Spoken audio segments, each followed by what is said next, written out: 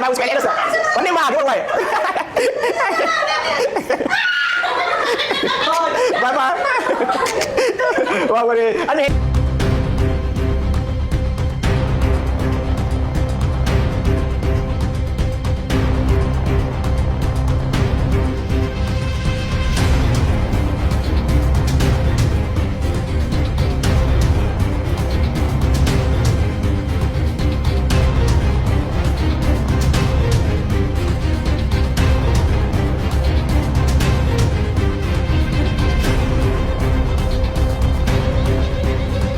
waayahay amarka waa dhiibay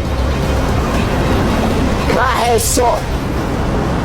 ama gabar ahaato ama wiil ah bye